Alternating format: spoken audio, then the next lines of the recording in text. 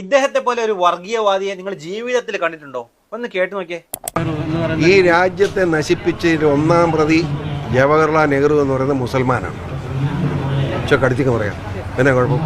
മുസൽമാനാണ്. അങ്ങനെ വാപ്പ മോത്തിലാറിലവർ മുസ്ലിം എന്ന് എല്ലാവരും പറയുന്നുണ്ടല്ലോ.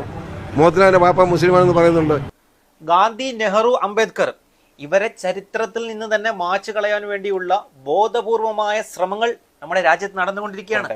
അതിന്റെ ഏറ്റവും അവസാനത്തെ ഉദാഹരണമാണ് നെഹ്റു യുവകേന്ദ്ര എന്നുള്ള ഒരു പ്രസ്ഥാനത്തെ മേരാ യുവഭാരത് എന്ന പുതിയൊരു പേരിലേക്ക് ഇന്നത്തെ സർക്കാരുകൾ മാറ്റിമറിച്ചത്. ഗാന്ധിജി ഒരു തികഞ്ഞ മതവിശ്വാസിയായിരുന്നു. എന്നാൽ നെഹ്റുജി ആണെങ്കിലോ അദ്ദേഹം പറഞ്ഞത് കിഴക്കും പടിഞ്ഞാറും കൂടിച്ചേർന്നതാണ് എൻ്റെ വിശ്വാസം എന്നുവരെ പറഞ്ഞുകൊണ്ട് നമ്മുടെ രാജ്യത്തിന്റെ വളർച്ചയ്ക്ക് വേണ്ടി എല്ലാ നിലയിലും ചിന്തിക്കുകയും പ്രവർത്തിക്കുകയും ചെയ്ത ഒരു വ്യക്തിയാണ് നമ്മുടെ ജവഹർലാൽ നെഹ്റു.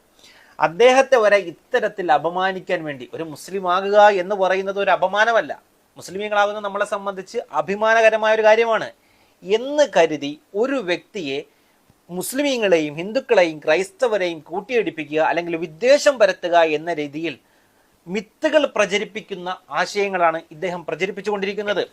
ബാബരിയെ മുൻനിർത്തി ഹിന്ദുത്വ പിടിമുറുക്കാൻ ശ്രമിച്ചപ്പോൾ അന്ന് ജവഹർലാൽ നെഹ്റു പറഞ്ഞത് ആ കല്ലുകൾ നിങ്ങൾ സരയൂ നദിയിലേക്ക് വലിച്ചെറിയുമെന്നാണ്.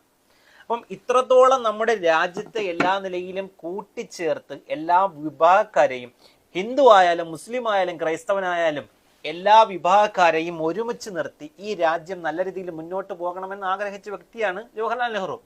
അദ്ദേഹത്തെ മുസൽമാനാക്കി ചിത്രീകരിച്ച് മറുവശത്ത് ഒരു ചേരി ഉണ്ടാക്കി തീർക്കുക എന്ന ബോധമായ ലക്ഷ്യത്തോടു കൂടിയാണ് ഇദ്ദേഹം ഒക്കെ സംസാരിക്കുന്നത്. ഇതിനെ നമ്മൾ തിരിച്ചറിയണം.